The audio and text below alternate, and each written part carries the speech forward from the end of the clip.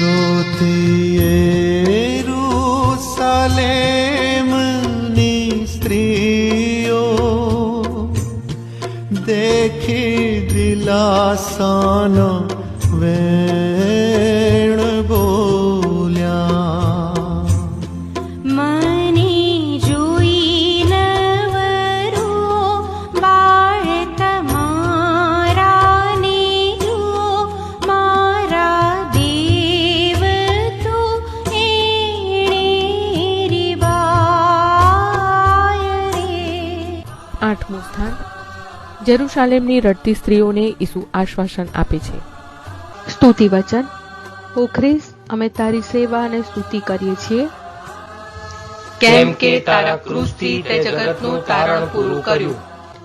રસ્તા પર ટોળે વળેલી સ્ત્રીઓ ઈસુના બેહાલ જોઈને કલ્પાંત કરે છે, પણ ઈસુ તેમના તરફ જોઈને કહે છે, હે જેરુશાલેમની દીકરીઓ, મારે માટે શા માટે રડો છો? તમારે પોતાને માટે અને તમારા સંતાનો માટે રડો. પ્રાર્થના કરીએ. હે વહાલા પ્રભુ, તમારી શિખામણ અમારા અંતર અજવાળી દે છે.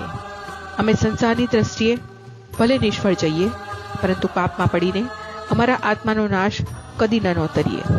હે કૃપાનાથ, અમારા પાપ બદલ અમારી આંખોમાં આંસુ લાવજો. અમારા આત્માનું જતન કરવાની શક્તિ આપજો. આમેન. હે અમારા બાપ, તું સ્વર્ગમાં છે, તારું નામ પવિત્ર મનાવો. તારું રાજ્ય આવો, જેમ સ્વર્ગમાં તેમ પૃથ્વી પર તારી ઈચ્છા પૂરી થાવ. અમારી દરરોજની રોટલી આજ અમને આપ, અને જેમ અમે અમારા અપરાધીઓને ક્ષમા કરીએ છીએ, તેમ તું અમારા અપરાધોની ક્ષમા કર, અને અમને પરીક્ષણમાં ન લાવ, પણ બુંડાઈથી અમને બચાવ. આમેન. પ્રણામ મારિયા, કૃપાથી પૂર્ણ, પ્રભુ તારી સાથે છે. ભાગ્યવંત તું સ્ત્રીઓમાં, અને ભાગ્યવંત તારા ઉદરનું ફળ ઈસુ. હે પવિત્ર મારિયા, પરમેશ્વરની માં, અમો પાપીઓને વાસ્તે વિનંતી કર, હમણાં અને અમારા મોતની વખતે. આમેન.